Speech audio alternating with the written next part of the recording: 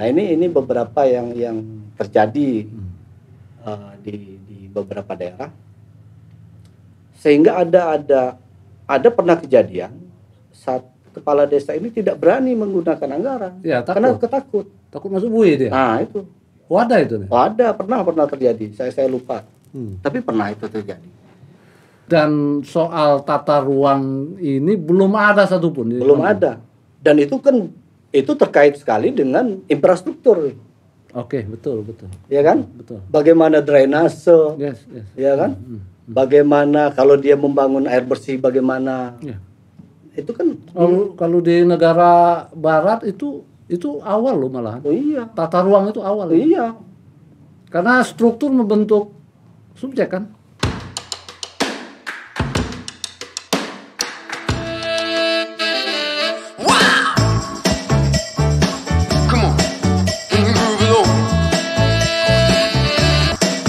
Selamat berjumpa sahabat-sahabat semua. Kembali kita bertemu di program Lampung Kultur, sebuah program yang diinisiasi untuk menemukan dan mendistribusikan pemikiran-pemikiran terbaik dari para pemikir terbaik tentang kebudayaan Lampung dan Indonesia. Bahagia sekali kita pada kesempatan ini sudah hadir bersama-sama sahabat baik saya, Bung Nery Zulyawan. Beliau ini merupakan aktivis kebudayaan. Beliau bermain teater, juga pernah menulis puisi. Beliau juga aktivis pemberdayaan masyarakat, merupakan salah satu pendiri dari Komite Anti Korupsi Lampung. Dan 3-4 tahun terakhir ini Bung Nery Zulyawan aktif di Yayasan Sejahtera untuk Indonesia, sebuah grup yang berniat untuk memfasilitasi, mengasistensi, kemudian memberikan workshop-workshop, pelatihan-pelatihan pada masyarakat desa untuk lebih memberdayakan desa. Apa kabar, Nery? Sehat, alhamdulillah. Alhamdulillah. Sudah lama kita nggak ketemu gara-gara pandemi ini ya. Iya. Ya, jadi malam ini kita akan ngobrol asik, Ner, soal kebudayaan, tapi khususnya fokus kita mungkin lebih ke soal pemberdayaan masyarakat desa, di mana kau 3-4 tahun terakhir ini aktif di situ. Nah, sejak pandemi semakin marak ini, jadi stop juga atau bagaimana urusan itu? Alhamdulillah. Jadi terakhir secara formal kita membantu desa itu, mendampingi desa itu di Desember 2019. Oh, secara formal. Secara formal. Tapi di sela-sela itu ya secara informal kita interaksi. Kemudian ada hal-hal yang memang diperlukan untuk dibicarakan, berbagi ilmu dengan teman-teman di desa, ya kita tetap ladeni. Iya. Tetap ladeni. Masih sampai sekarang ya? Masih. Jadi sifatnya informal dia? Informal. Jadi kebetulan kalau kita ada kunjungan ke desa atau desa menghubungi kita, ya kita layani. Sebisanya kita. Tapi via online? Via online, kadang juga kita main ke desa. Oh ya? Ada beberapa desa yang pernah kita dampingi. Di zaman pandemi ini? Iya. Ada beberapa yang kita kunjungi lagi. Mereka pengen apresiasi kita. Yeah. Bagaimana kemajuan yang dulu direncanakan, kita lihat ya. Kemudian kita berikan masukan-masukan lagi. Tentu ada efeknya lah ya, Ner ya, pandemi ini ya, Ner, ada efeknya. Ya sudah ke masyarakat itu. Ke masyarakat yang pasti beberapa program yang tadinya sudah direncanakan oleh mereka akhirnya terpaksa di cancel. Ada beberapa misalnya pembangunan destinasi wisata misalnya. Oh iya. Itu harus terhenti karena dana dialihkan untuk bantuan langsung COVID ya, masyarakat. Beberapa masyarakat yang layak menerima itu kemudian diberikan Oh, lewat kendala dana desa. utama ini soal apa namanya dana ya, Ya, alokasi anggaran jadi bergeser dia. geser. Jadi banyak sebenarnya yang sudah direncanakan, ada pelatihan, ada workshop di beberapa tempat, ada di Lampung Timur, ada di Lampung Barat, yang kemudian terpaksa dihentikan karena dana banyak ke sana. Di awal-awal 2020 sekitar 40% dana itu ke 40% sampai. Memang peraturan dari ya dibolehkan sampai sejumlah itu. sampai dibatasi 40%. Ya, Oh, untuk bantuan langsung, kemudian ada program-program penanganan juga. nah, kita pada kesempatan ini mau ngobrol, kita start dari Undang-Undang Desa tahun 2014 nih. Ini topik ini kan jarang sekali dibicarakan ya di umum. Nah, mudah-mudahan obrolan kita bisa bisa direspon oleh pendengar. Aku baca kan ada dua item utama sebetulnya pembeda antara Undang-Undang Desa tahun 2014 ini dan undang-undang sebelumnya, yaitu soal alokasi anggaran, di mana dia menjadi otonom ya kalau nggak salah di desa langsung, dan soal penetapan desa adat yang tadi sebelumnya kan hanya diutarakan sebagai masyarakat adat semata. Nah, tapi mungkin ada yang lebih esensial ketimbang itu. Secara prinsip, secara filosofis, mungkin Aneri bisa sampaikan apa itu? Ya, Undang-Undang Desa ini menggunakan asas atau dia melakukan pendekatan untuk pemberdayaan desa ini. Ada dua asas utama ya. Yang pertama itu rekognisi. Rekognisi itu pengakuan asal-usul. Asal-usul desa. Nah, ini kan dipahami bahwa desa ini sebagian besar telah ada sebelum Indonesia ada. Jadi hak-hak atau tatanan itu sudah ada sebelum Indonesia. Dan itu yang kemudian menjadi semangat Undang-Undang Desa salah satunya. Jadi ada semacam pengakuan atas kedaulatan desa yang memang sudah hadir pra Republik Indonesia. Oke. Yang pertama ya. Yang pertama, yang kedua itu subsidiaritas, kewenangan lokal berskala desa, penyelenggaraan pemerintahan. Ya, keseluruhan. Bisa kita sebut pengelolaan ya, atau penataan desa. Sehingga itu berimbas nanti pada apa yang akan dilakukan desa itu, baik itu penggunaan dana dari pusat itu, ataukah swadaya masyarakat. Nah, itu sepenuhnya dikelola oleh desa. Mengambil kebijakan itu sampai pada pelaksanaannya itu desa yang menentukan. Kebijakan, program sampai pada misalnya peraturan-peraturan di desa itu. Nah, itu menjadi kewenangan desa.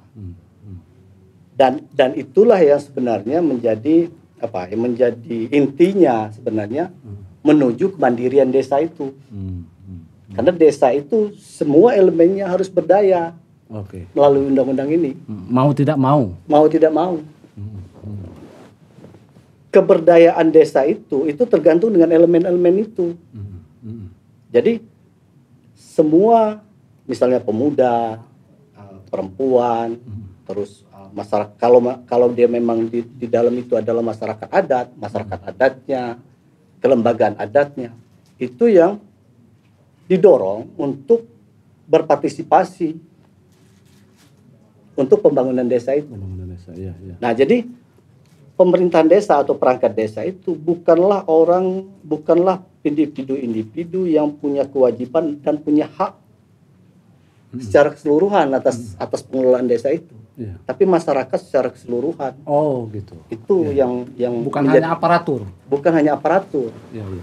Nah, kenapa seperti itu? Dulu pemerintahan desa ini kan dianggap sebagai perpanjangan tangan dari pemerintah di atasnya. Pusat, kemudian ke provinsi dan Jadi pemerintahan supra desa. Nah, itu menjadi perpanjangan tangan. Yang menjalankan program-program Dari atas. dari atas. Oke. Nah, sementara sekarang perangkat desa itu adalah orang-orang atau pemerintah desa, kepala desa terutama, itu adalah orang yang diberi mandat oleh masyarakat untuk memimpin pengelolaan desanya. Jadi desa itu dibangun atas dasar keinginan masyarakat itu, bukan lagi dari program yang turun dari Jadi bukan top down ya, tapi bottom up. bottom up. Nah, ini menjadi penting sebenarnya konsep ini sebenarnya untuk mewujudkan cita-citanya undang-undang desa itu tadi atau visinya undang-undang desa itu tadi untuk supaya desa itu berdaya mandiri. Oh, dua kata kuncinya ya, Iya, Heri ya. berdaya dan mandiri. Nah, persoalan yang masih ada adalah komponen-komponen ya atau stakeholder lah ya, kita sebut stakeholder yang terlibat langsung dalam implementasi undang-undang desa ini sepertinya lupa atau abai dengan prinsip dasar itu, Konsep ini tadi. konsep itu tadi. Nah, sehingga pola lama ini masih berjalan, masih ada pengaturan-pengaturan. Nah, saya pahami itu ketika dulu ada satu kabupaten tahun 2015 itu meminta kita untuk mendesain sistem pengendalian pembangunan desa. Nah, kata pengendalian ini kan seolah-olah dari atas yang menentukan agar A, B, C, D di bawah. Ternyata setelah saya pelajari, karena 2015 kan undang-undang desa sudah berlaku. Sudah berlaku ya. Wah, nggak bisa, pengendalian itu nggak bisa. Yang ada adalah pembinaan. Pembinaan terhadap desa. Tidak pas diksi pengendalian. Pengendalian itu tidak pas, pembinaan yang pas. Sehingga memang diperlukan ada sinkronisasi antara misalnya rencana pembangunan kabupaten dengan desa itu. Nah, ini menjadi konsep yang sebenarnya harus dipahami oleh semua elemen yang berada di dalam upaya implementasi undang-undang desa itu. Sebelum kita nanti masuk ke hal yang lebih teknis lah ya, Ner. Nah, itu yang harus, maksudku Neri harus bisa jelaskan dulu sebetulnya apa sih perbedaan konseptual yang paling mendasar tuh antara konsepsi tentang desa pasca undang-undang tahun 2014 dan sebelum itu, sejak zaman Republik dulu. Apakah memang sebelum undang-undang desa itu muncul, desa kita memang tidak berdaya dan tidak mandiri? Itu gimana? Apa perbedaan mendasarnya secara konseptual? Jadi kalau secara konseptual, desa itu sebelum undang-undang desa, secara konseptual, sebelum undang-undang desa itu diberlakukan atau diterbitkan, desa itu menjadi satu wilayah, satu lokus, tempat di mana program-program yang dirancang oleh pusat atau dirancang oleh pemerintah supradesa itu untuk diimplementasikan di desa itu. Jadi ikut aja desa. Ikut aja, seolah-olah ini. Pemerintahan supradesa itu lebih mengerti kebutuhan desa. Yes. Nah, sementara pasca undang-undang desa ini diharapkan tidak seperti itu. Tapi desa itu tahu kebutuhannya, tahu kekuatannya, tahu kelemahannya, yang mana yang harus dibangun, yang mana yang tidak perlu, yang mana yang menjadi prioritas, itu dikelola oleh desa, direncanakan oleh desa seutuhnya. Sehingga dana desa itu turun, itu bukan menjadi satu hal yang paling penting. Ya memang penting dana, tapi bukan menjadi hal yang paling penting. Itu adalah alat. Alat dari desa itu untuk mewujudkan rencana mereka. Itu semacam tindak motivasi ya. Iya. Kemana dana itu akan digunakan, itu menjadi tanggung jawab desa. Oke, berarti itu yang paling prinsipil ya, Ner? Itu paling prinsipil. Jadi kalau dulu itu top down lah, seakan-akan pemerintah dalam hal ini, dalam istilahnya tadi supradesa itu yang paling mengerti kebutuhan desa dan sebagainya. Desa hanya menjalankan program-program, duit diturunkan, nih jalankan A, B, C, D, E, F, G. Nah, sementara kalau sekarang tidak. Desa yang harus, desa bisa mewujudkan cita-citanya sendiri lah, begitu. Kita bisa beri contoh itu. Beberapa program yang pra undang-undang desa. Ada dulu namanya Koperasi Unit Desa. Oh ya.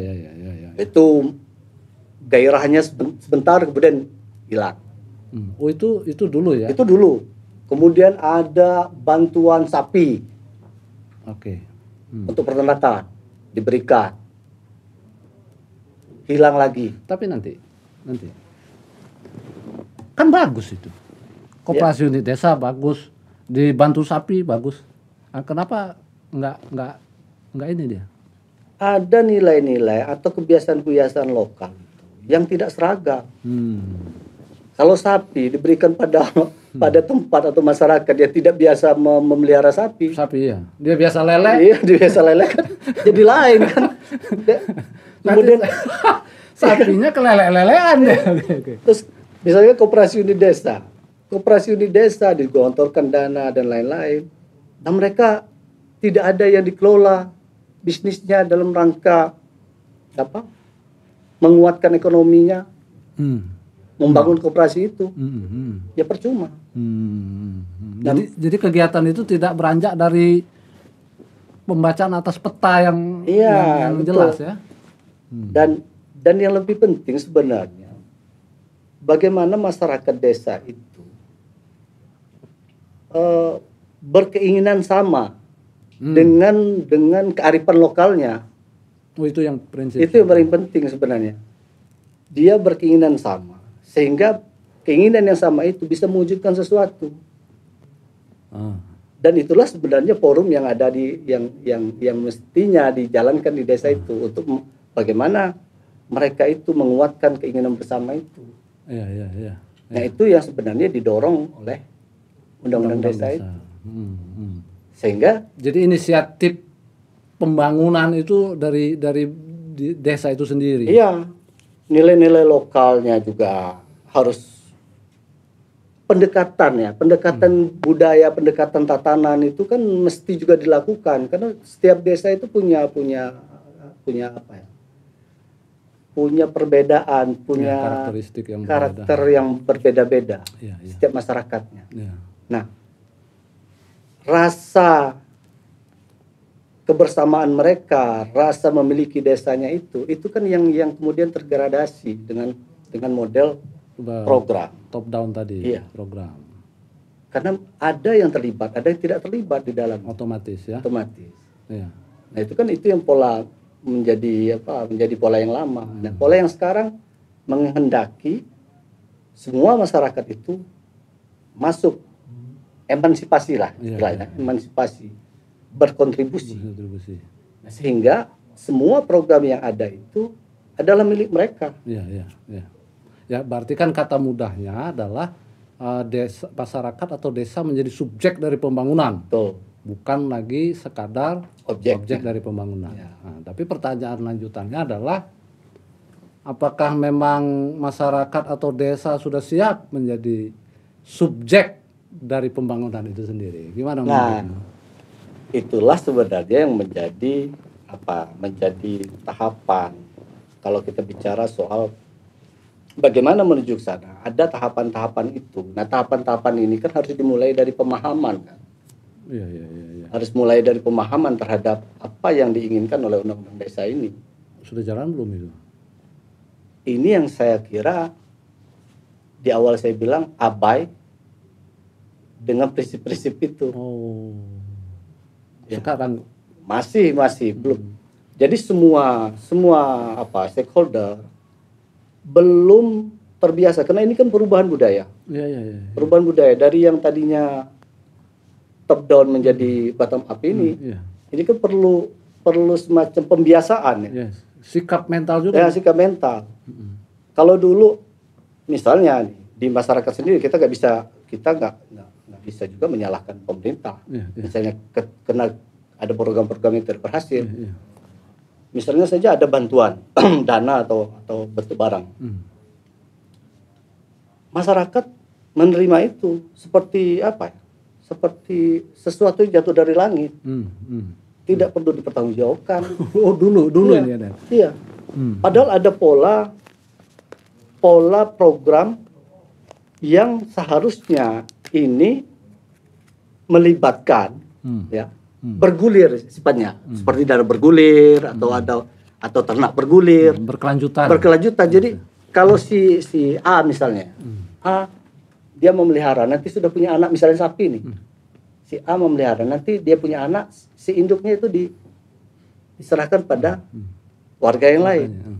Nah, karena kesadaran itu tadi seperti kita bilang tadi tidak ada di sini, maka dia tidak punya rasa tanggung jawab dengan masyarakat yang lain yang seharusnya juga menerima manfaat.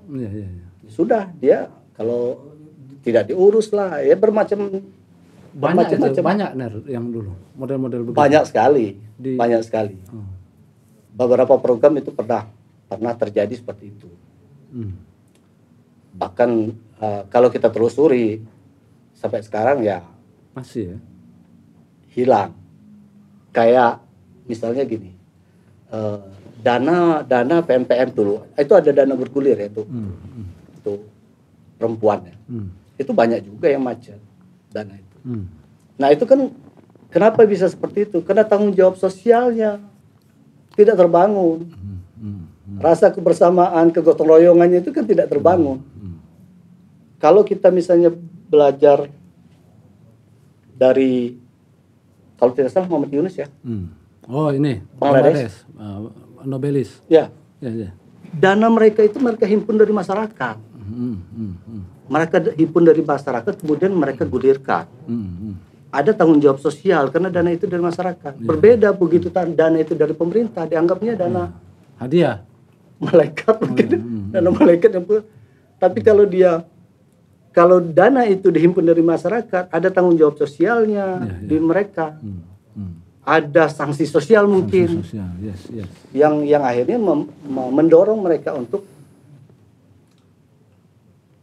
memanfaatkan sebaik-baiknya dan kemudian dana itu bisa bergulir ke masyarakat yang lain. Dan inilah kelemahan utama justru di situ. Model pembangunan desa pra undang-undang desa ya.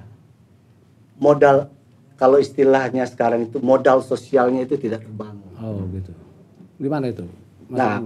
Modal sosial ini kan sebenarnya dasarnya adalah kegotong royongan. Yes, semangat kegotong royongan, kesetiakawanan, rasa senasib penanggungan. Yes. Kalau ingin maju bersama. Kalau susah ya merasa susah bersama. Nah ini yang mestinya menjadi modal dasarnya atau itu yang mesti dibangun terlebih dahulu di desa itu, sehingga tidak ada yang kemudian memanfaatkannya dengan kesempatan yang lebih dibandingkan yang lain. Nah itu yang belum ya. Memang ini proses, tapi mengarah ke sana saya kira juga masih sangat lamban untuk mengarah ke sana. Tapi kan tentu sudah ada semacam preparing ketika undang-undang ini diluncurkan, kan tentu sudah ada semacam preparing awal ke masyarakat desa untuk mengubah skema berpikirnya, konsep mereka tentang pembangunan itu sendiri kan sudah ada pasti ya. Kok masih timbul, maksudku seperti katamu tadi, belum paham secara konseptual prinsip dari undang-undang ini. Ya, jadi atau memang nggak ada preparing itu. Diharapkan mungkin ya dari implementasi yang ada ini diharapkan itu berjalan berbarengan. Oh, diharapkan. Nggak step by step gitu. Nggak step by step ya.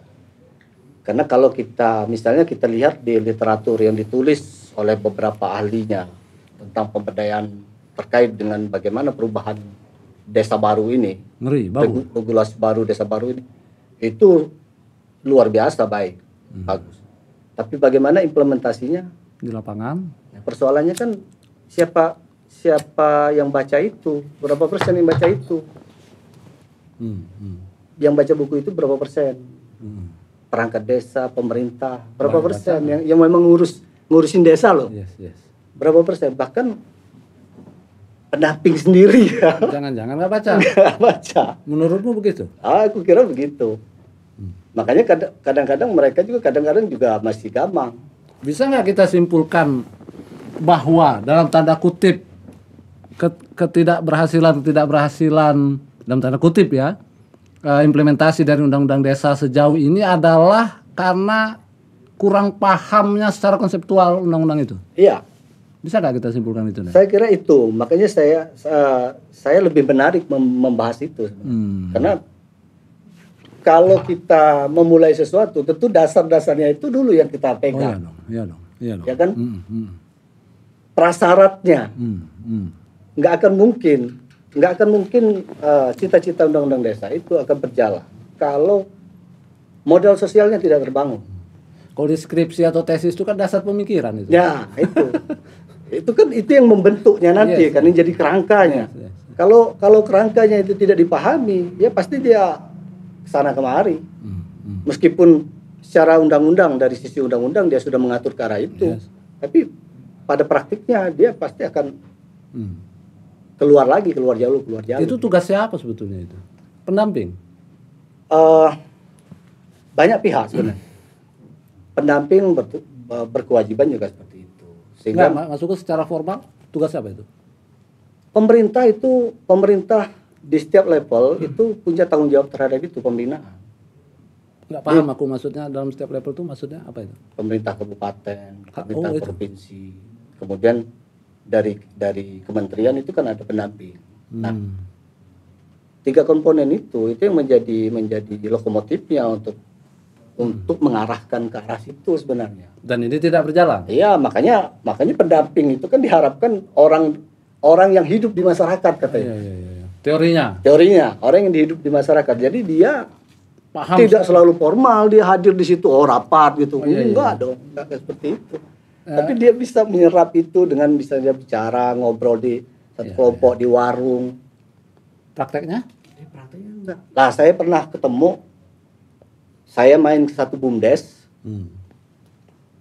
Terus saya kebetulan ada yang beli di warung. Saya tanya, Bu, tahu BUMDes nggak? Apa itu? Badan Usaha Milik Desa. Oh ya, tahu. Bisnisnya apa, Bu? Waduh, nggak tahu saya. Warga di desa itulah yang nggak tahu. Yang nggak tahu apa bisnisnya. Si BUMDes ini. Ya. Padahal BUMDes ini kan memang dibentuk itu kan lembaga keuangan desa. Yes. Lembaga keuangan desa yang punya tanggung jawab sosial, juga punya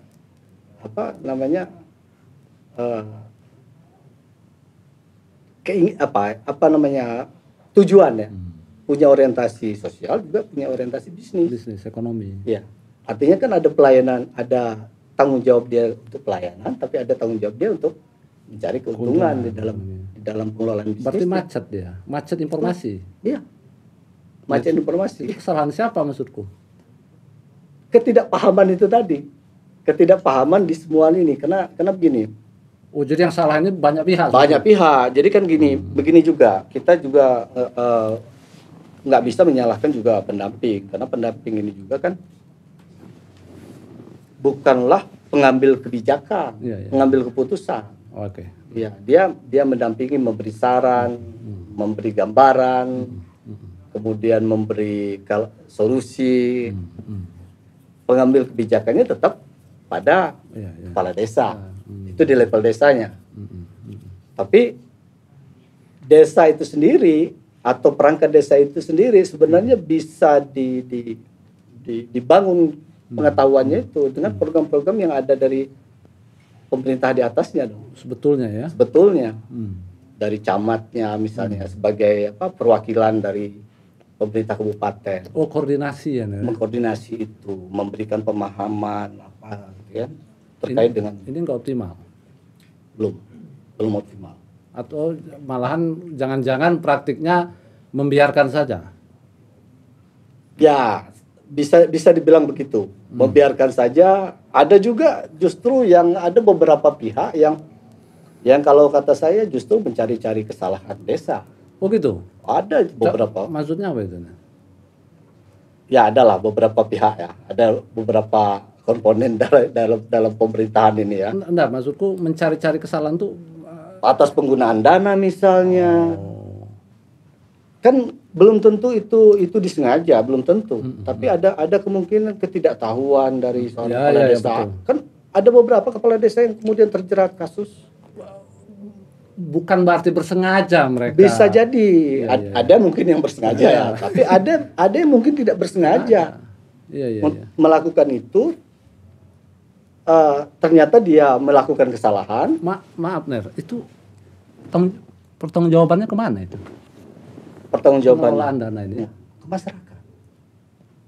Nah, kok bisa kena hukum ya? Jerat hukum. Itulah kalau saya bilang begini, kalau soal dana, oke, ada ketentuan-ketentuan dari pusat yang terkait dengan bagaimana penggunaan dana ini supaya akuntabel dan transparan. Ya. Tapi pertanggungjawaban penggunaan dana terhadap pembangunan itu tidak ke atas, tapi ke masyarakat, ke masyarakatnya. Bahwa beberapa komponen di atas ini kemudian melakukan semacam monitoring, semacam evaluasi, itu harusnya dalam rangka pembinaan. Yes.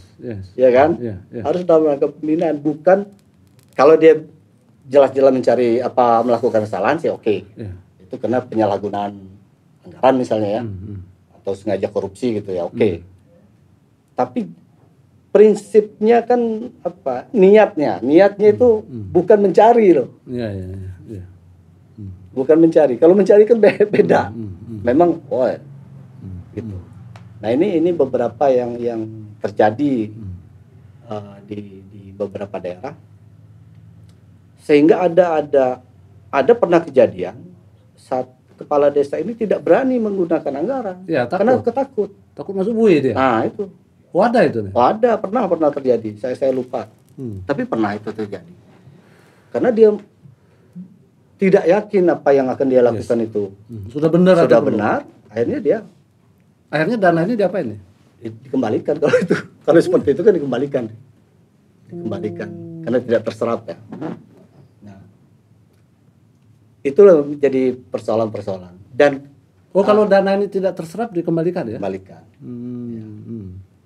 Itu kan ada di kas negara. Nah, itu beberapa persoalan.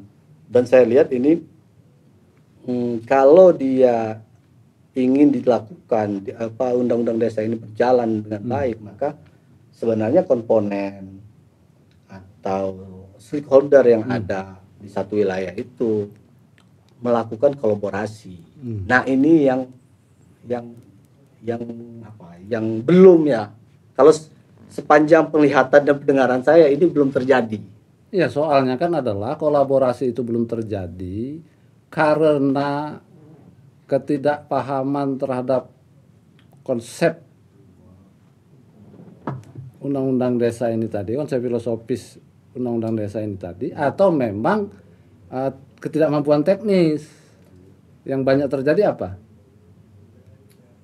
Banyak faktor sebenarnya. Kalau salah satunya itu, salah satunya adalah ketidakpahaman. Tapi mungkin saya tidak berani mengatakan ada pihak tertentu yang sama sekali tidak mengerti. Harusnya mengerti. Kan gitu. Misalnya gini, misalnya di kabupaten leading sektornya misalnya Dinas Pemberdayaan Masyarakat. Harusnya sangat tahu mereka itu di mana posisi mereka dan berperan apa mereka di desa itu. Di desa itu, ya. Dan bagaimana mereka sebenarnya memfasilitasi kebutuhan desa. Ya kan gini. Idealnya ini ya. Idealnya. Kalau soal kemampuan teknis, pengelolaan misalnya, pengelolaan anggaran. Lah kan ada yang mengerti soal akuntansi pemerintahan. Iya kan? Kalau misalnya pengelolaan bisnis, ada perguruan tinggi yang memang belajar secara akademik bagaimana membangun bisnis, bagaimana merencanakan bisnis. Yes. Tapi kenapa perguruan tinggi nggak diminta Dilibatkan. membimbing? Ya berarti problem kita ini seperti juga di sektor yang lain soal goodwill ini. Ya, Nah, jangan-jangan goodwillnya memang lemah atau nggak ada, Ner. betul. Otaknya ada korengan. Hah? Bisa jadi. Bisa. Bisa jadi seperti itu. Jadi gini, Bodoh amat kata pegawai-pegawai. Ngapain gua jadi ikut-ikut ngebina kamu orang tadi ya? Kamu orang nyetor enggak? bisa jadi, bisa jadi seperti itu. Jadi ada yang males belajar sehingga nggak ngerti. Ada yang mungkin peluangnya sedikit ini, susuknya. Iya, bisa iya. jadi. Sementara kan kalau program dari atas kayak sebelum-sebelumnya kan banyak susuknya. Ya bisa jadi. Iya kan? Iya. Sekian persen. Ini kan nggak ada. Nggak ada. Keuntungan dia untuk pribadi lah gitu, kira-kira gitu. Nah itu, sedangkan sebenarnya di Undang-Undang Desa sendiri itu memungkinkan semua pihak itu untuk terlibat, perguruan tinggi, LSM. Sebetulnya itu di luar pendamping profesional itu. Sorry, ada dananya nggak itu? Ada budgetnya nggak itu sebetulnya? Atau boleh dibudgetkan itu? Boleh dong. Desa ketika membutuhkan, kan hak desa untuk menentukan. Oke, iya. Tinggal apakah dia, ini kan ada satuan harga ya, ada satuan harga nih, terkait dengan anggaran nih ya. Misalnya pelatih 1 jam bayar berapa, itu kan ada ketentuannya. Selama itu masih di dalam peraturan itu, boleh, sesuai dengan ketentuan itu boleh dong. Lah dia butuh misalnya merencanakan, misalnya gini, dia butuh merencanakan tata ruang desa. Siapa yang bisa? Ya anggaplah ya, bukan kita merendahkan kemampuan desa. Misalnya desa tidak mampu merencanakan tata ruang desa itu. Tentu dia mencari orang yang konsultan yang mengerti tentang bagaimana merencanakan tata ruang desa. Supaya ini untuk jangka panjang dia visible. Rencana-rencana ini bisa dijalankan dengan baik gitu.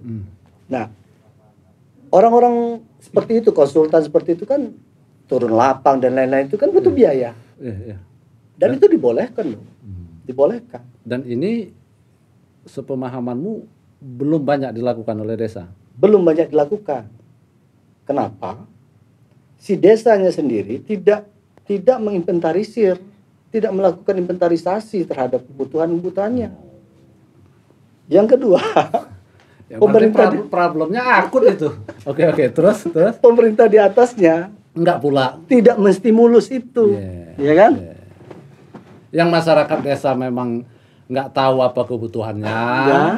Yang aparat-aparat terkait juga tidak menstimulus. Misalnya kayak botol tumbuh tutup. Saya di Lampung belum pernah ketemu tata ruang desa. Ada desa yang membuat perencanaan tata ruang desa. Aku nggak paham itu. Maksudnya apa nih itu? Jadi tata ruang desa itu apa itu? Tata ruang desa itu yang utamanya adalah bagaimana mereka merencanakan pemanfaatan lahan. Oke. Untuk jangka pendek memang terlihat tidak perlu. Iya. Terlihat tidak perlu. Tapi untuk jangka panjang itu perlu sekali.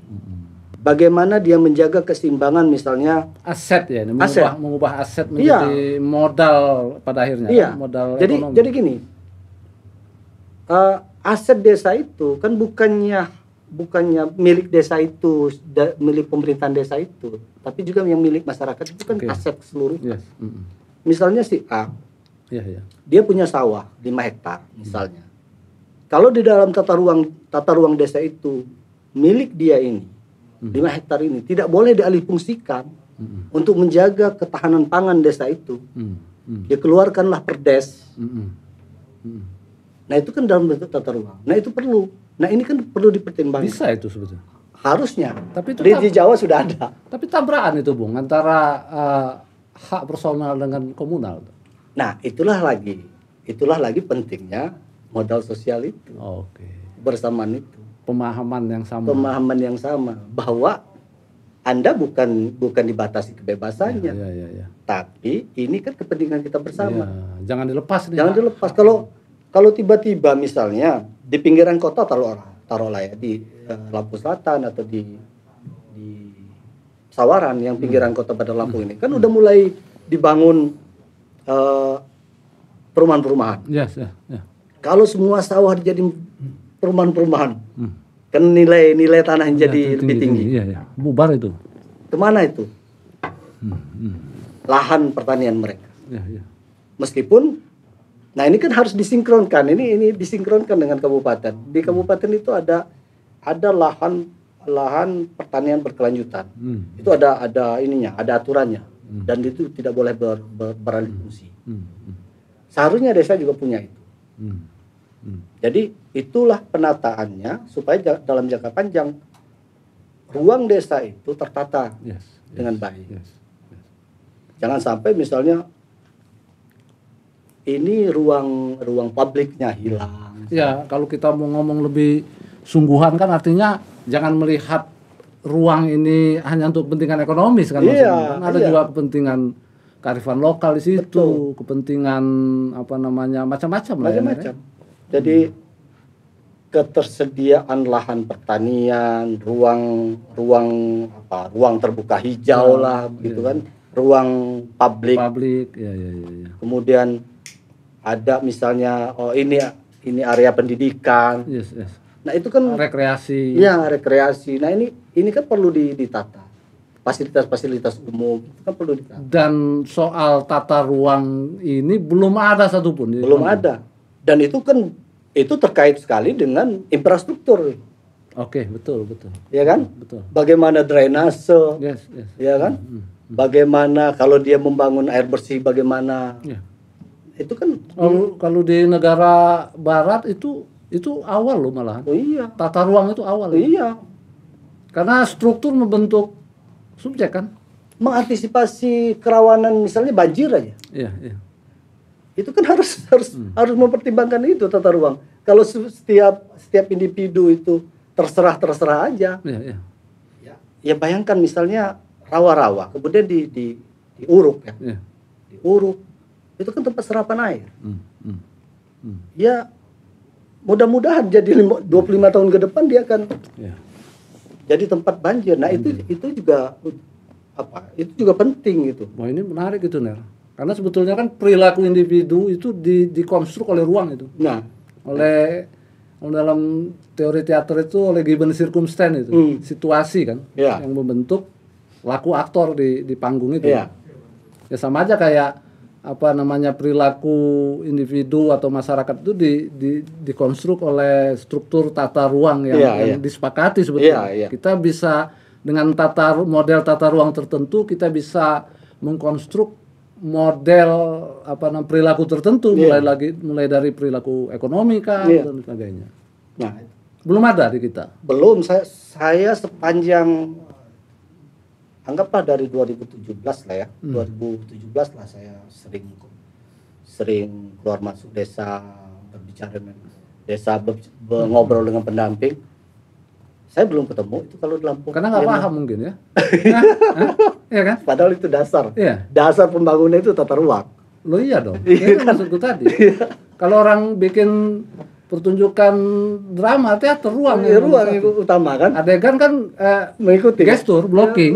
Itu kan mengikuti ruang itu. Ruang. Kan? Iya. Berubah ruangnya ke berubah juga. Blockingnya kan. Blockingnya. Iya. Masa aktor ditaruh di panggung terus serah-serah aja gitu kan. Iya. Nah itu contoh ya. Contoh yang menjadi yang sebenarnya dasar yang dibutuhkan oleh desa itu sampai detik ini saya belum tahu desa mana yang punya seperti itu. Di Jawa ada. Di Jawa saya lupa, tapi saya pernah di internet saya pernah ketemu ininya semacam filenya itu Perdes Tata Ruang, peraturan desa tentang tata ruang. Sudah ada. Tapi kayaknya masih minim ya, Ner. Saya ketemu baru satu itu juga di internet. Kau nggak pernah ngobrol mendiskusikan ini dengan pendamping kah dan pihak-pihak terkait pemangku kepentingan? Itu yang saya bilang tadi. Mereka ini asik masing-masing. Mereka ini asik masing-masing. Minum, Ner. Iya. Jadi semua elemen ini asik dengan targetan mereka.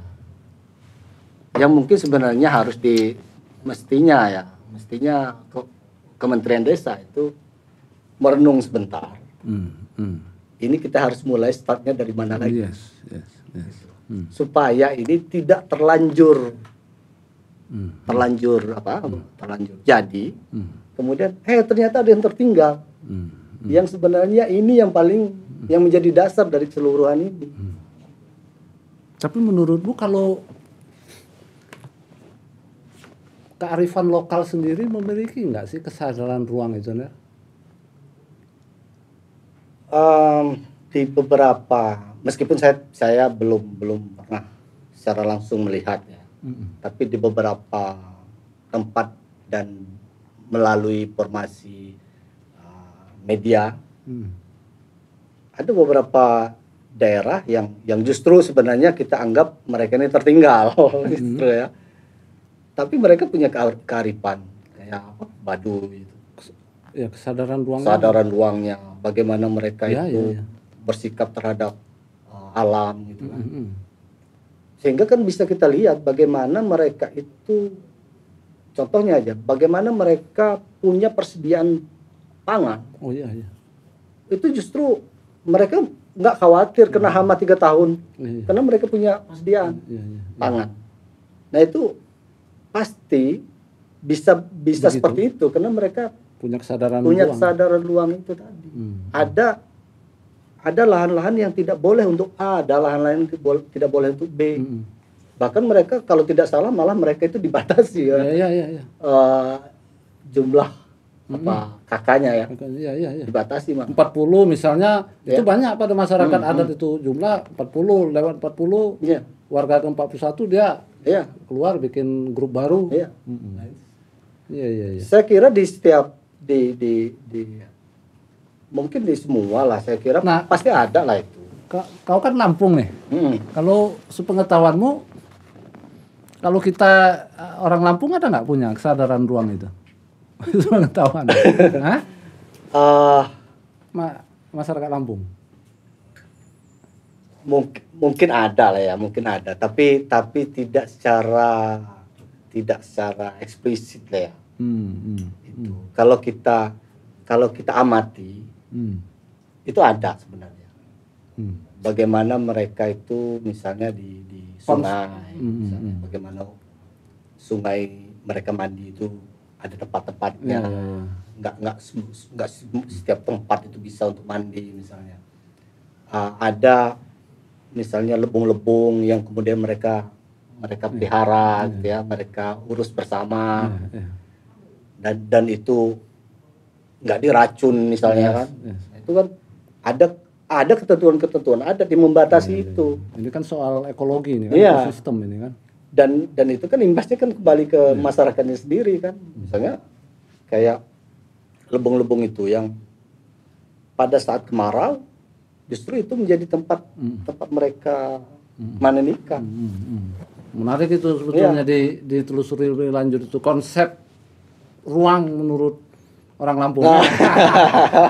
Karena aku ada lokakarya belum mulai itu konsep waktu dalam masyarakat Jawa. Harusnya ada juga kan konsep ruang menurut orang Lampung, konsep waktu menurut orang Lampung. Ada atau enggak kan? Ya. Aku tertarik dengan apa istilah, lupa aku siapa yang ngomong kan, konsepsi utama salah satu konsep ideal dari undang-undang desa ini kan adalah membiarkan desa membangun imajinasi tentang dirinya sendiri itu. Nah, itu kan menarik sekali itu ya, Ner. Sama kayak obrolan kita tadi, bagaimana desa menjadi subjek dari pembangunan sehingga dia mandiri kan. Kata mandiri itu kan relasinya dengan sebagai subjek dia, berdaya, mandiri. Tapi rupanya upaya menjadi subjek ini sulit ya, Ner ya. Gimana, Ner? Iya. Masyarakat itu sendiri kan, masyarakat desa sendiri nggak paham sebetulnya. Jangan-jangan gitu ya, kurang paham apa itu dia menjadi subjek itu. Dan orang yang ngerti juga cuek gitu. Saya kira itu justru persoalannya. persoalan utama ya. Ketidakpahaman itu sehingga setiap elemen atau setiap stakeholder yang dimungkinkan oleh undang-undang desa terlibat di dalam upaya ini justru tidak mengambil peran sebagaimana mestinya. Karena itu tadi lepas dari pemahaman itu, lepas dari konsepnya. Yes. Bahwa tadi itu desa itu bebas mengimajinasikan akan seperti apa desa itu. Yes. Nah, sebenarnya kan itu sebenarnya Iya. yang menjadi, kalau kapal itu kan dermaga yang ditujunya kan. Nah, beberapa elemen sebenarnya menyediakan fasilitas untuk desa mendesain itu, mendesain mimpinya itu. Yes. Bahwa dia ada kritik, bahwa dia ada saran, ada masukan, kemudian dilengkapi. Itu bagian dari pembinaan itu. Bagian dari proses ya. Tapi penyediaan itu menjadi memfasilitasi itu. Nah, itu yang saya kira belum maksimal. Sehingga misalnya gini, beberapa kebutuhan desa, contohnya yang kita sebut tadi, soal tata ruang desa. Mungkin perguruan tinggi mungkin yang bisa di-hire untuk itu, untuk membantu itu. Harusnya pemerintah supradesa, kecamatan atau kabupaten justru memfasilitasi hubungan dengan perguruan tinggi. Ini yang tidak terjadi. Ini kan tidak terjadi. Tidak atau minimal. Saya kira tidak terjadi. Tidak terjadi. Tidak terjadi. Hubungan itu tidak terjadi. Bukan minimal ya. Bukan. Kalau ada personal perguruan tinggi yang terlibat, itu pribadi, bukan institusi. Oke, kenapa bukan Unila yang ngambil inisiatif untuk konteks kita? Ya, itu tadi mungkin ya. Apa istilah hari tadi itu ya? Apa keuntungannya? Waduh, repot juga. Padahal sebenarnya ada di Tridharma Perguruan Tinggi Pengabdian Masyarakat ya. Kan bisa perguruan tinggi membantu desa untuk membentuk imajinasi tentang dirinya sendiri kan. Betul. Kita ngomong ininya kan. Iya. Nah, ini kan kalau kita buat panahnya, ini kan panahnya bolak-balik. Kalau kenapa ini terjadi miss ini. Di pihak pengguna ini juga tidak proaktif. Ya. Di pihak penyedia juga tidak proaktif. Pengguna ini maksudnya masyarakat desa. Masyarakat desa yang kemudian harusnya juga kabupaten ini kan punya tanggung jawab. Iya. Kabupaten harusnya dia punya data. Kalau aku pribadi, aku nggak sepakat dalam tanda kutip meletakkan kesalahan ini kepada masyarakat. Karena kan kita dikonstruk ini puluhan tahun di Republik ini untuk menjadi objek. Ya.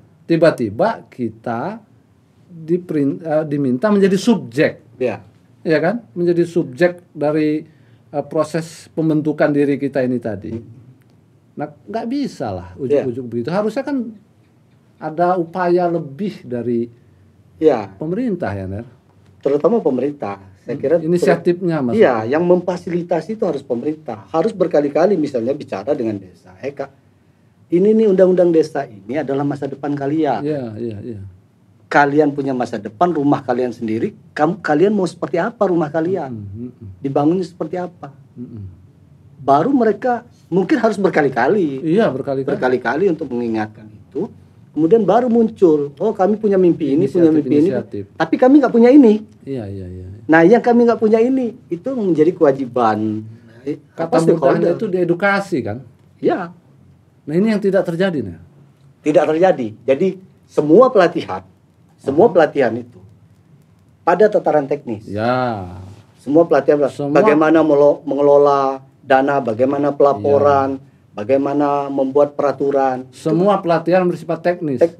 Nggak ada yang ngurusin konsepnya. Nah, kalau konsepnya luput, ya ruhnya kan di situ. Iya. Jadi kan ya mayat berarti kan. Iya. Nggak punya ruh dia.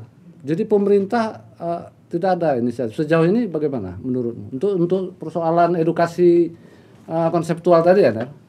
Pemerintah lebih suka dengan menjalankan pola lama yang berpola program. Jadi ini targetnya begini, BUMDes misalnya harus sekian persen berdiri, sekian desa, Oh iya. ya kan gitu. Nanti ada misalnya ada program ini kementerian meluncurkan program misalnya sarana olahraga desa sebagai prioritas untuk penggunaan dana desa. Nanti sibuk nih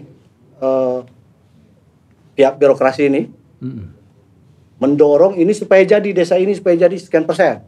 Padahal belum tentu sesuai dengan kebutuhan. Belum tentu sesuai dengan kebutuhan. Belum tentu pas dengan imajinasi mereka Betul. sendiri.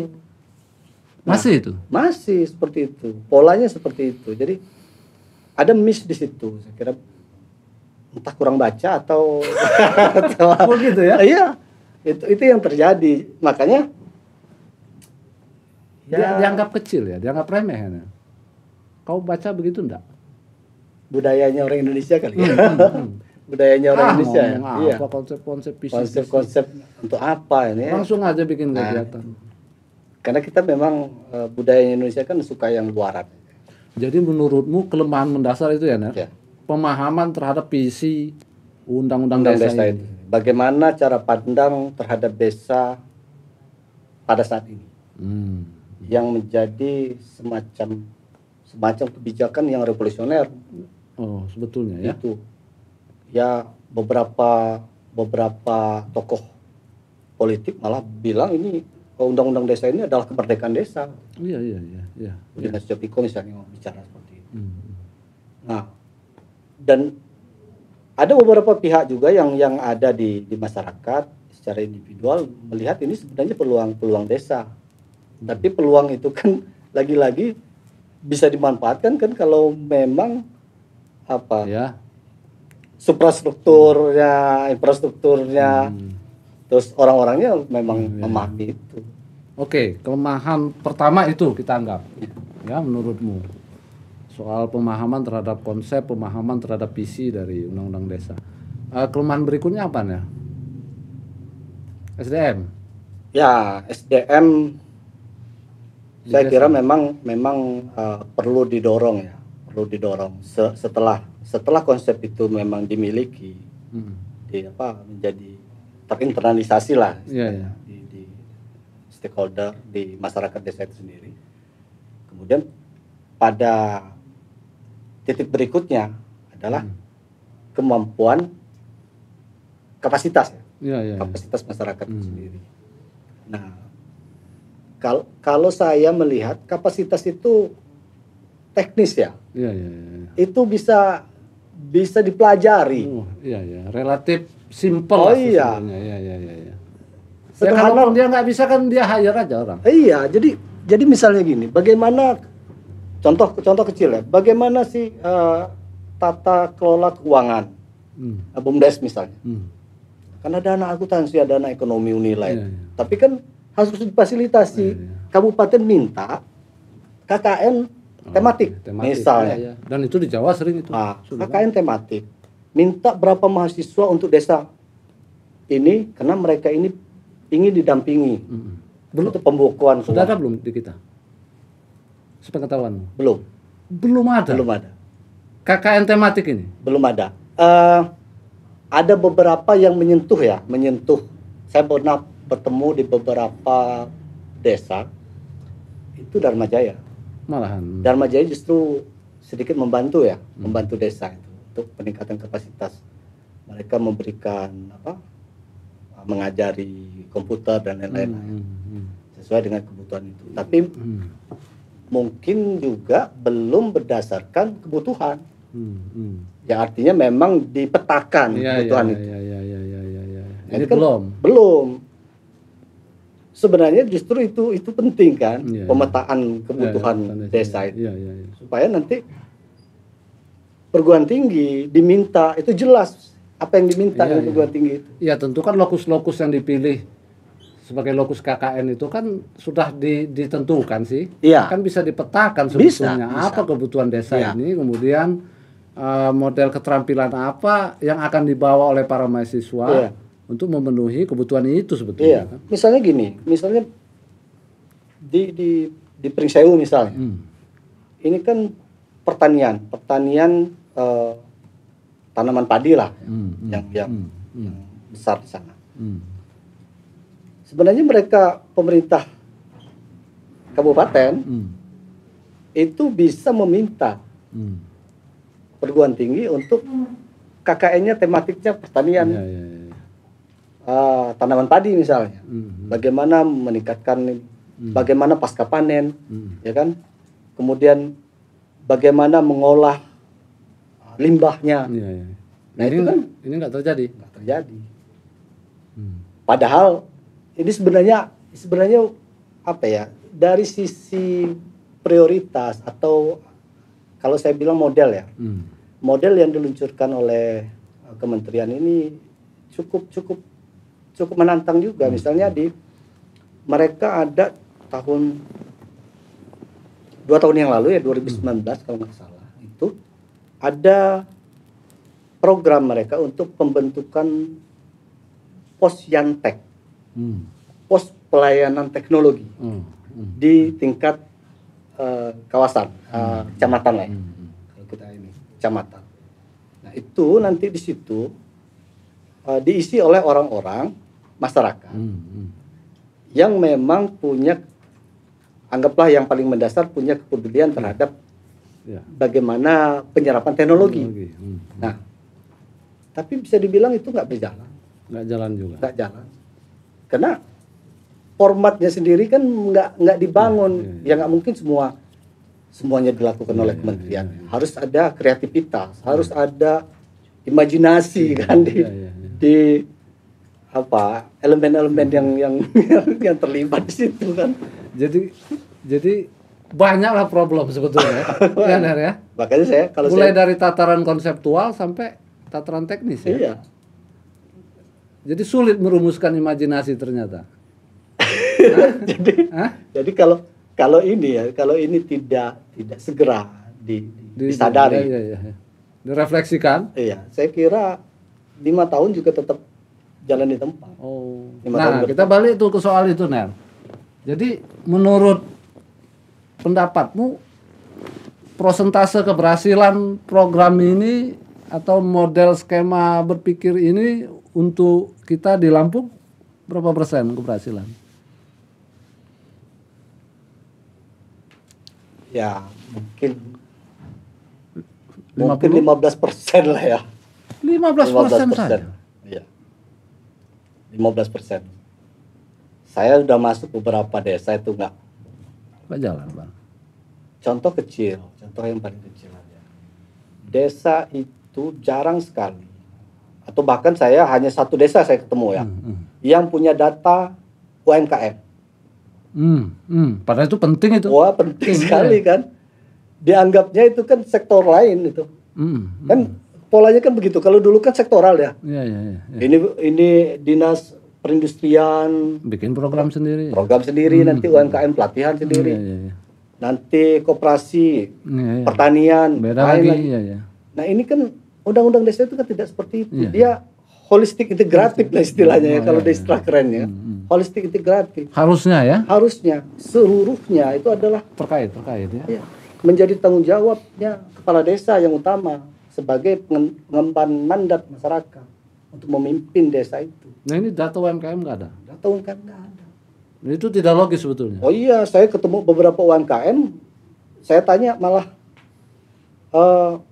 karena ada program yang lain pernah saya masuk soal UMKM, saya tanya, ada hubungan kerjasama nggak dengan BUMDes? Nggak ada. Waduh, kami nggak tahu. Wah itu ya. Nah, padahal sebenarnya BUMDes itu kan bukan makhluk asing yang muncul untuk menyaingi. Itu kan itu yang sering kali terjadi. BUMDes jadi makhluk yang menyaingi usaha produktif masyarakat. Padahal tidak seperti itu. Harusnya dia memberi nilai tambah, memfasilitasi, menambah keunggulan produk, kan begitu. Ada beberapa yang saya kira bagus. Misalnya di Pagelaran ya, di sana ada banyak masyarakatnya yang pengrajin batu bata. Nah, pengrajin batu bata ini kesulitan di bahan baku tanah. Nah, ini BUMDes-nya berkomitmen untuk memenuhi kebutuhan itu. Nah, itu kan bagus. Berjalan, ya. Nah, makanya saya bilang adalah yang berjalan. Tapi itu apa ya? Sektoral ya, berjalan sektoral. Nah, kalau untuk ini keberhasilan secara ekonomis berapa persen? Kan ujung capaiannya kan salah satunya adalah Ekonomis, ya. ekonomi, iya. Kalkulasi ekonomi gitu loh, Ner. Saya nggak ngerti kalau harus persentase, tapi kalau tolak ukurnya adalah PAD. Oke, PAD itu adalah PAD pendapatan ekonomi ini, pendapatan asli desa. Oh, ada itu. Ada itu. Itu kan dari BUMDes sebenarnya. Oh iya iya. Ada yang sudah menghasilkan, tapi dengan angka yang masih kecil lah ya. Tapi tidak progresif. Belum. Ada desa yang menjadi makmur gara-gara model pembangunan seperti sekarang ini secara ekonomis? Kalau di Lampung belum ada. Desa yang menjadi makmur karena implementasi undang-undang desa itu belum.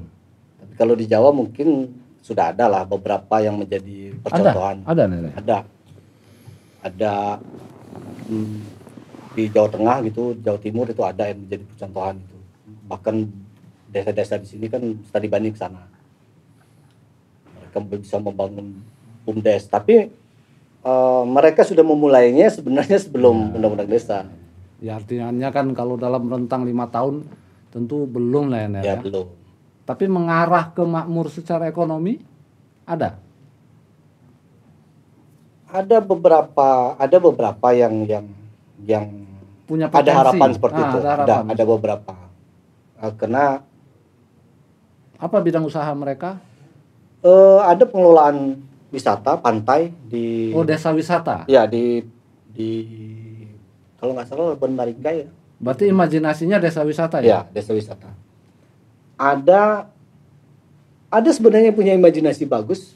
Kemarin pada Suka Selatan, desa pada Suka Selatan itu dia punya mimpi desa itu menjadi desa budaya. Kebetulan kita dampingi karena dia minta. Sebenarnya saya mau minta Kober justru awalnya untuk karena mereka nanti bisa memulai dari kesenian mereka. Ya Daniel, Ando bisa katanya. Habib. Saya berharap waktu itu Kober justru yang masuk sana karena dia memulainya dari sanggar seni. Tapi imajinasinya itu. Iya. Tapi kan lagi-lagi kan persoalannya itu apa ya? Bagaimana itu menjadi kesadaran bersama, bukan pihak-pihak tertentu saja. Ini belum ya? Belum. Saya ketemu waktu itu hanya dengan beberapa orang. Mimpi dia bagus. Dan kita kasih masukan yang lebih apa ya? Lebih menjanjikan lah ya.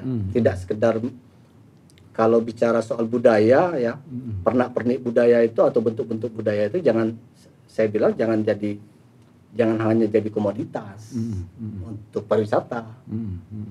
Tapi bagaimana budaya itu sendiri hidup di masyarakatnya. Ya. Kalau dia hanya jadi komoditas, ketika komoditas itu tidak laku, bakal hilang. Tapi kalau dia menjadi habitnya, menjadi budaya dalam hidup mereka, itu kan apakah dia laku sebagai jualan atau tidak, itu akan tetap hidup di masyarakat mereka. Ekonomi kan bukan tolok ukur tunggal ya, Ner? Iya. Benar gak itu? Betul. Jadi seharusnya bagaimana menurutmu? Jadi ada banyak hal misalnya terkait misalnya pembangunan indeks pembangunan manusia, soal pendidikan, kan indeks kebahagiaan, indeks kebahagiaan warga, itu kan ada dong.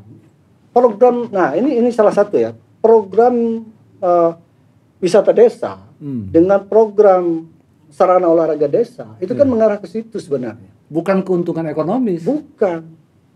Jadi dua tempat itu menjadi tempat masyarakat desa itu berinteraksi sosial satu sama lain. Mereka relaksasi di situ ya kan, menikmati Itu hidup. bisa jadi tujuan juga maksudku. Iya dong. Harusnya. Oh. Justru itu yang menjadi penting, menjadi dasarnya. Malahan ya. Harusnya. Nggak ngurusin duit aja. Iya dong. Duit itu kan sarananya saja, alatnya saja. Tapi kayaknya sekarang ngarah ke duit aja. Lebih cenderung ke sana. Jadi lebih gitu, asik. Yang melihat duit itu sebagai apa? Sebagai karunia. Ya, yang melihat duit itu sebagai bahaya, ya. Jadi fokusnya ke duit. Sekarang ini. Sekarang ini kan. Jadi berputar urusan duit itu kan. Padahal sebetulnya ada tolokur-tolokur lain yang bisa. Iya. Jadi harusnya duit itu ditempatkan sebagai alat untuk mewujudkan ini. Iya. Nah, duit itu sebenarnya nggak banyak. Setiap desa itu taruhlah di 1 M ya. Nggak banyak. Per duit tahun itu. ya, Dan? Per tahun. Per tahun. Duit itu nggak banyak. Ya kan? Tapi bayangkan masa lalu. Orang bisa membangun satu desa masa lalu ya, pra Indonesia mereka, bahkan pra penjajahan loh. Satu komunitas itu bisa membangun desanya itu tanpa bantuan dari kerajaan. Itu kan karena modal sosialnya tumbuh. Bahagia desa itu. Nah, itu. Tanpa ada program ini. Iya. Mereka buat arena apa gitu kan. Iya. Nah, itu menarik juga itu. Itu harusnya juga disosialisasikan masukku konsep itu ya. Nah? Iya. Nah, ini nggak jalan. Mungkin yang bicara soal itu juga nggak ada. Nggak ada. Nggak ada yang bicara soal. Atau memang dikonstruk, didesain oleh atas untuk hanya memikirkan keuntungan di situ, keuntungan ekonomis. Begitu enggak? Enggak, kalau dikonstruk enggak. Enggak, oke. Itu miss aja ya. Miss, oke. Ketidakmampuan menangkapnya. Karena saya lihat beberapa program misalnya, disebutnya program unggulan ya, program prioritas. Itu dari kementerian itu sebenarnya sudah memfasilitasi ke arah situ. Bagaimana, contoh ya, saya baca itu konsepnya soal sarana olahraga. Jadi desa itu dana desa itu bisa digunakan untuk membangun sarana olahraga desa. Yang sarana olahraga desa itu menjadi tempat interaksi.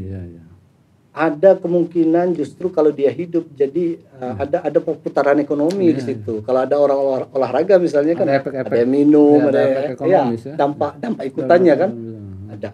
Kemudian begitu interaksi itu bagus. Hubungan sosial itu menjadi lebih membaik, ikatan itu kan semakin rasa kebersamaannya. Nah, itu yang nggak sampai. Padahal sebenarnya konsepnya ke arah situ. Sudah ada konsep itu. Iya, sudah ada konsep itu. Saya bilang tadi mungkin kurang baca, karena banyak itu buku soal itu. Soal desa itu banyak itu. Menteri yang pertama Marwan Japar itu melahirkan buku-buku beberapa itu yang kemudian melibatkan beberapa ahli dan bagus-bagus ya? Bagus. Tapi nggak dibaca jangan-jangan. Iya. Nah, apa namanya? Aku pengen tanya sekarang menurutmu berdasarkan pengamatanmu ada berapa atau ada nggak desa-desa yang punya imajinasi yang asik di Lampung ini? Tentang dirinya ini yang unik, ada nggak? Yang misalnya kayak tadi di Pardasuka dia punya imajinasi mau jadi desa budaya, ada yang desa wisata, ada yang lain ya? Contoh? Saya yang ketemu yang unik Kedondong ya. Apa Kedondong. itu keunikannya? Sama dia desa budaya juga sebenarnya. Tapi dia ke ornamen ya. Dia mengarah. Waktu itu kita bantu mereka untuk merancang renovasi rumah. Mereka akan kembalikan itu pada arsitektur. Oh, panggung. Oke. Belum jalan? Belum. Tapi imajinasi itu mau diimplementasikan? Mau. Oke. Kemudian ada beberapa desa yang di Waikanan ini ada desa yang ingin memanfaatkan keunggulan mereka itu, mereka punya sungai. Itu mau mereka olah jadi tempat tempat rafting gitu. Ada juga. Sudah jalan belum? Belum. Belum. Dia sedang berencana untuk melibatkan kita. Oke. Dengan skema yang masih dipelajari sebenarnya, bagaimana kita terlibat di sana, membantu mereka. Ya. Kemudian ada di Lampung Timur itu, karena dia punya kekayaan potensinya di pantai, dia olah pantai itu dengan berbagai variannya ya, berbagai programnya, wisatanya ada nanti, kemudian hasil laut mereka belum banyak. Padahal sebetulnya kan ya desa sama kita analogikan sama seperti individu ya, dia punya semacam karakter masing-masing ya. Harusnya bisa itu sebetulnya. Kalau konsep ini dipahami sungguh-sungguh ya. Yang sayangnya ada.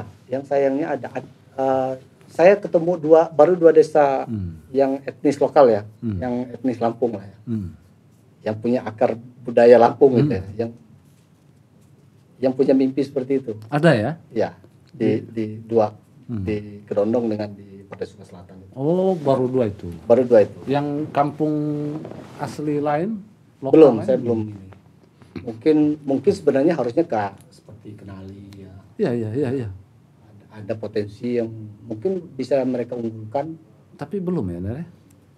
Belum, saya kira belum. Karena saya kan sering komunikasi dengan pendamping juga, belum pernah tercetus. Jadi programnya program umum aja. Ya.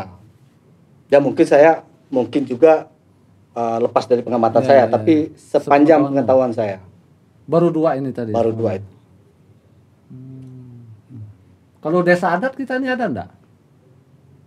Saya pernah baca itu Wana. Desa Wana itu desa adat, diakui sebagai desa adat. Tapi sebetulnya desa lain ada nggak desa lain yang berpotensi ke arah itu sebetulnya? Sebenarnya banyak.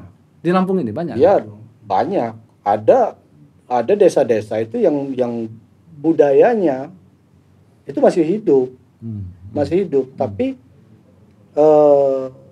tidak apa ya? Tidak terstruktur lah gitu, kira-kira gitu ya. Tidak terstruktur. Jadi tidak terdesain. Tidak desain. Nah, jadi dia ya mereka punya budaya itu, tapi kapan waktunya muncul ya bentuk-bentuk itu tadi ya, bentuk-bentuk. Makanya saya bilang dengan Partai Suka Selatan, ini budaya ini harus hidup. Bukan cuma begawinya loh saya bilang. Okay. Tapi makanan. Maaf Ner, iya betul. Nah,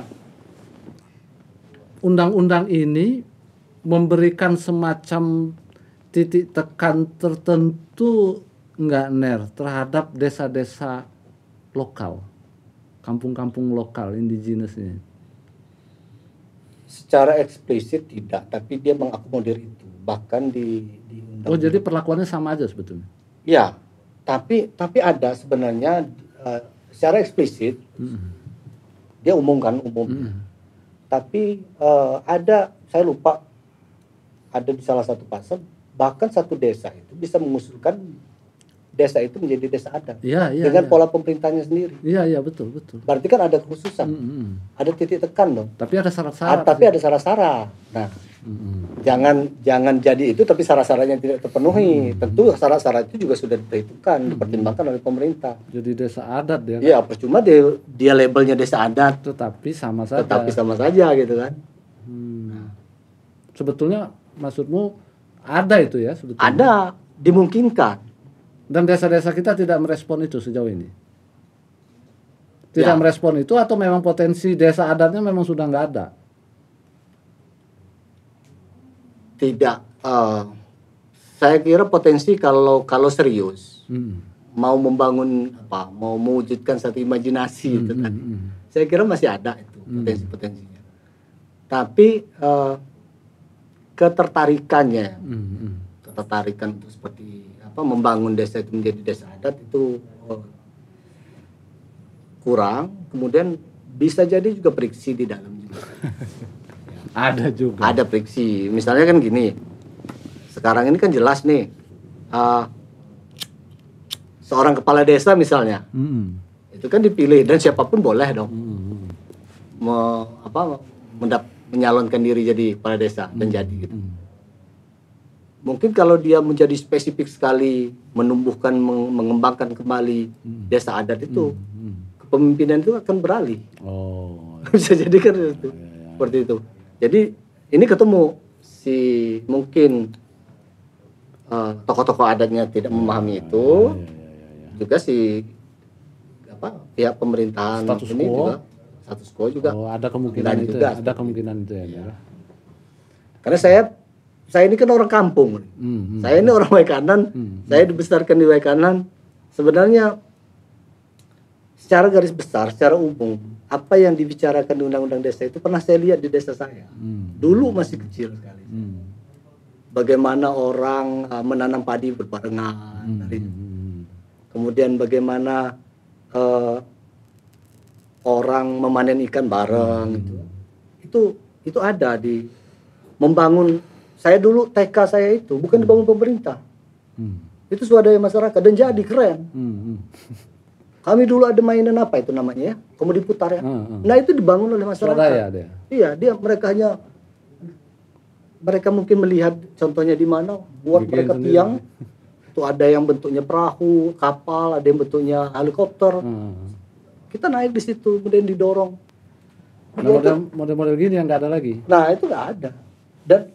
Dan itu kan kreativitas masyarakat. Kenapa dia mau secara bersama membangun itu? Karena rasa kebersamaan untuk mendidik, membahagiakan anak-anak dari situ kan. Lahir dari situ.